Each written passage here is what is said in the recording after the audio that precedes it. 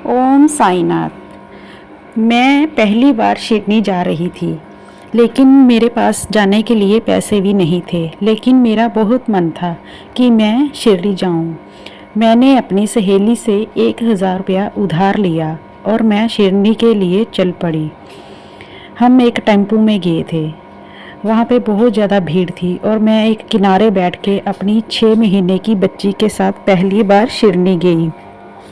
वहाँ जाके मुझे बहुत अच्छा लगा।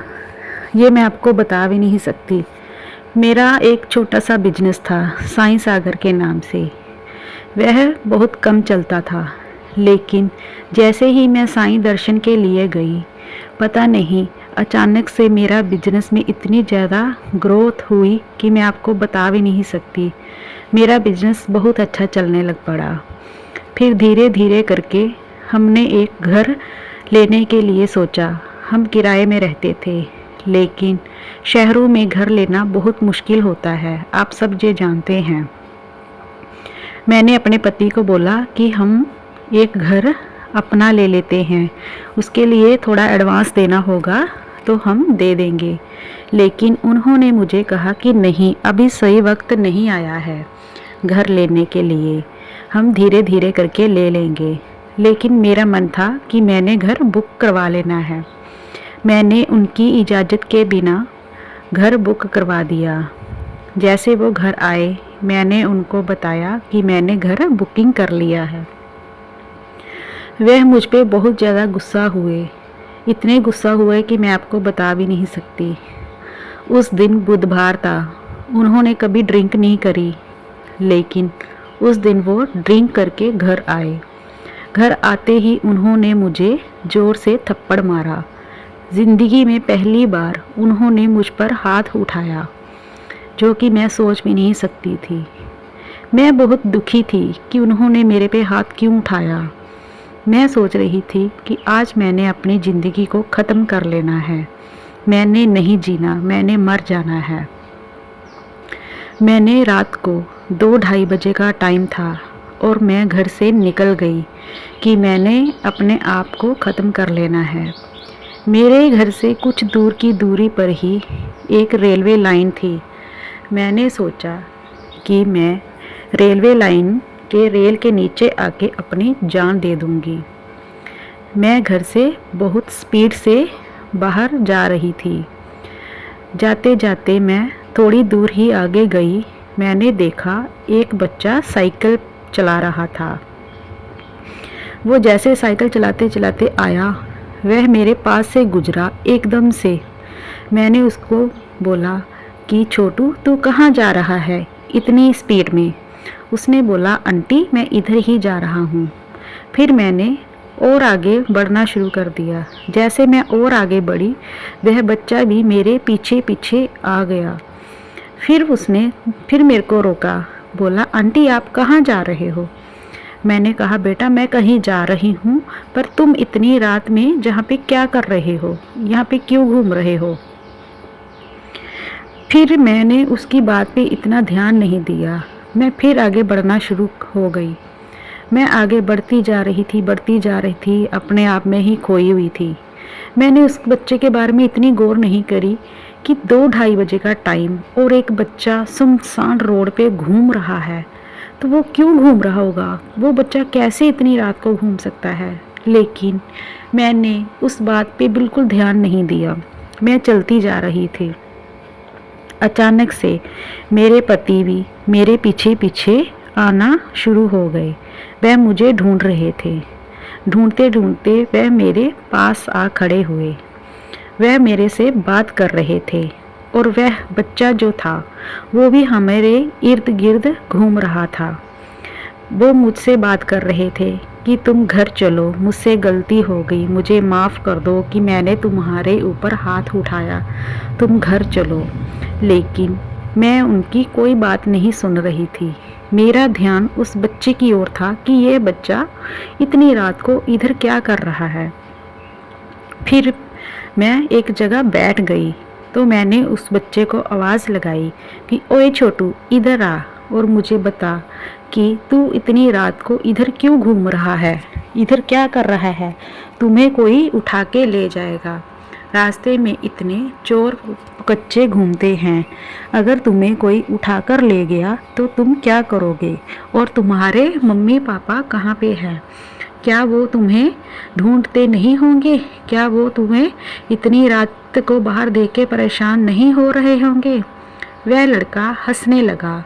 उसने कहा, आंटी जी मुझे कोई नहीं ढूंढ रहा, मैं इधर ही रहता हूँ। मैंने कहा, तू इधर कैसे रह सकता है, ये तो एक सुनसान रोड है, यहाँ पे कौन रहता है। कहता, नहीं आंटी मेरा यही घर है। उसने कहा, कहाँ पे है बेटा तुम्हारा घर, मुझे बताओ। कहता, मैं शिरडी निवास में रहता हूँ। मैंने कहा, शिरडी निवास में रहते हो, इधर तो कोई भी शिरडी निवास नहीं है, वो कहाँ पे है बेटा मुझे बताओ।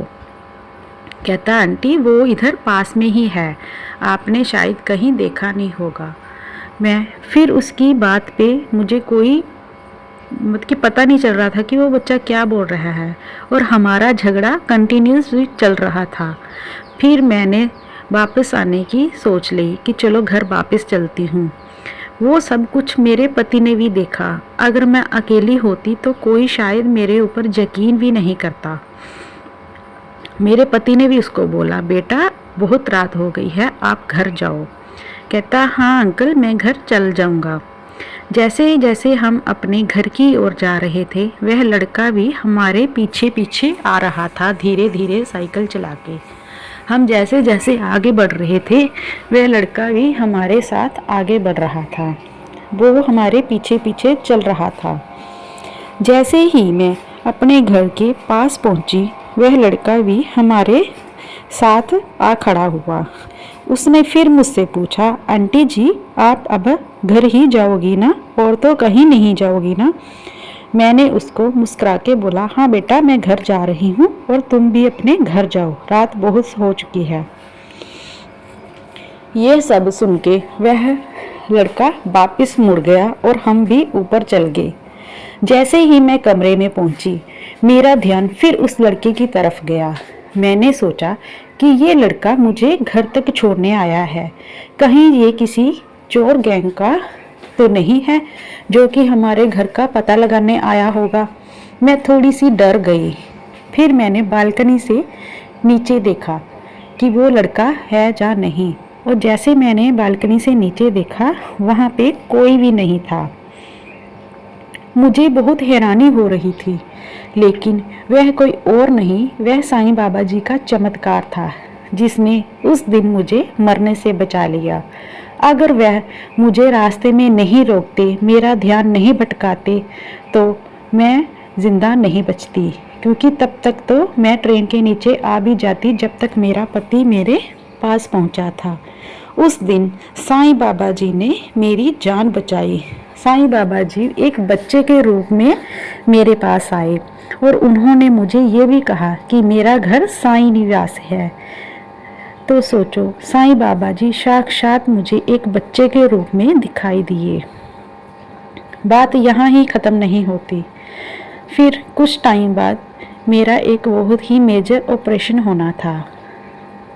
हम ऑपरेशन करवाने के लिए हॉस्पिटल गए। हॉस्पिटल जाते समय मेरा अचानक से ब्लड प्रेशर बहुत गिरने लगा। मैंने सोचा कि ब्लड प्रेशर गिरने के कारण आज मेरा ऑपरेशन नहीं हो पाएगा। थोड़ा टाइम बीता, थोड़ा ब्लड प्रेशर ठीक हुआ तो मुझे ऑपरेशन थिएटर में लेके गए। मैं बहुत ही ज़्यादा घबराई हुई थी कि अब क्या होगा, अब क्या होगा। मुझे बहुत डर लग रहा था। मेरे पति ऑपरेशन थिएटर के बाहर खड़े थे और मैं अंदर बेड के ऊपर लेटी हुई थी। अचानक से मुझे ओम साई राम का गाना सुनाई देने लग पड़ा। मैंने इधर देखा, उधर देखा, कहीं पर भी कोई भी स्पीकर नहीं लगा हुआ था कि जहाँ से मुझे गाना सुनाई दे। मैं उस रूम के चारों तरफ देख रही थी कि आवाज़ कहाँ से आ रही थी। आप सोचो, ऑपरेशन थिएटर के अंदर कौन गाना लगाता है? कोई नहीं। मैं अचानक से उठ खड़ी हुई और बैठ गई। मेरा पति बाहर से ही देख रहा था। उन्होंने मुझे इशारा किया कि क्या हुआ, तुम अचानक से उठ क्यों खड़ी हुई। मैंने उनको कहा कुछ नहीं, शायद मेरे मन का वहम है। फिर मैं दोबारा से लेट गई, लेकिन 2 मिनट बाद फिर से मुझे गाना सुनाई दिया, ओम साईं राम की धुन का। मैंने फिर इधर उधर देखा कि शायद कहीं पे कुछ मिल जाए जहाँ से गाने की आवाज़ आ रही है, लेकिन नहीं, वहाँ पे कुछ भी नहीं था। मैं फिर उठ खड़ी हुई और बैठ गई। फिर मेरा पति अंदर आ गया।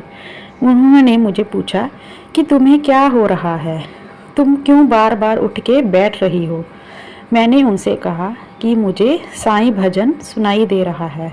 उन्होंने कहा कि तुम वहम ना करो, तुम्हारा वैसे ही बीपी बहुत बढ़ा हुआ है, तुम इधर उधर की बातें सोच रही हो, तुम्हारा बीपी और बढ़ जाएगा। मैंने उनसे कहा आप जी क्या बोल रहे हो, मैं पागल नहीं हूँ, मेरे कान नहीं बज रहे, मुझे सुनाई दे रहा है, मैं इसीलिए बोल रही हूँ।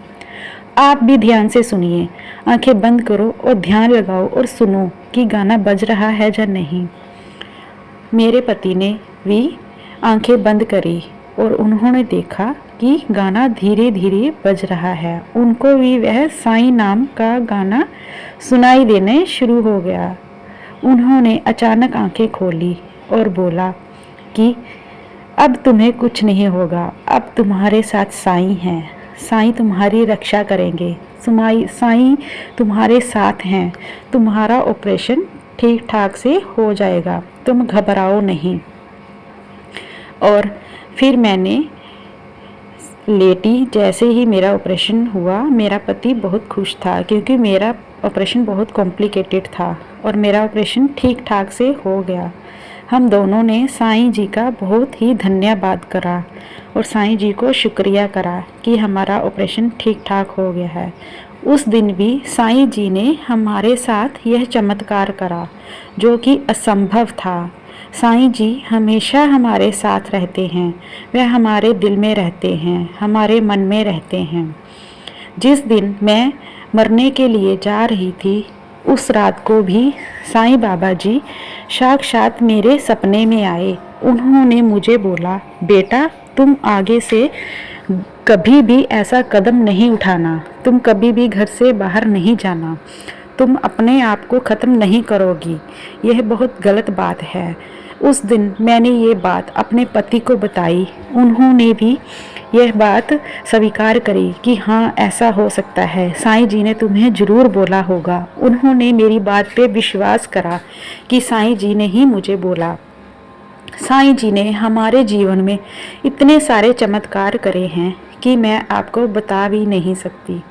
आज मेरे पास मेरा खुद का घर है, जो घर मैं लेने जा रही थी, जिसके लिए मैंने कल्पना भी नहीं करी थी। वह घर कम से कम 2 करोड़ का था। आप सोचो 2 करोड़, हम जैसी मिडिल फैमिली के लिए वह असंभव है, बहुत ज़्यादा, जिसकी हम कल्पना भी नहीं कर सकते थे। लेकिन साईं बाबा जी की कृपा से वह असंभव भी संभव हो गया, वह पॉसिबल हो गया। साईं बाबा जी हमेशा आपका आशीर्वाद हमारे ऊपर बने रहें। साईं बाबा जी अपने भक्तों के साथ हमेशा खड़े होते हैं, चाहे दुख हो चाहे सुख हो, वह अपने होने का हमेशा प्रमाण देते हैं, हमेशा हमें सही मार्ग देते हैं, सही दिशा देते हैं। बस हमें अपने मन में श्रद्धा और सबूरी बनाई रखनी होगी। अगर हमारे मन में सच्ची भावना होगी, सच्ची श्रद्धा होगी, तो साईं बाबा जी भी हमेशा हमारे साथ रहेंगे। हमें कभी भी किसी के साथ बुरा नहीं करना है, कभी किसी का बुरा नहीं सोचना है। अगर आपके साथ कोई बुरा करता है, जहाँ आपके बारे में कोई बुरा सोचता है, तो आपने भी उनको कोई पलट के जवाब नहीं देना है। बस यही सोचना है कि साईं बाबा जी हमारी परीक्षा ले रहे हैं और हमें इस परीक्षा में सफल होना है। हमें उनको पलट के जवाब नहीं देना है। साईं बाबा जी खुद देख लेंगे कि उनके साथ क्या करना है, क्या नहीं करना है। साईं बाबा जी ने हमें हमेशा ही सही दिशा दिखाई है। उन्होंने हमें हमेशा कहा है कि आप सब्र बनाए रखिएगा, कभी भी अपना आपा नहीं खोइएगा।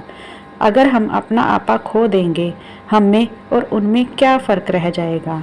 इसीलिए साईं बाबा कहते हैं हमेशा सबूरी श्रद्धा बनाए रखिएगा। ओम साईनाथ, ओम साईनाथ।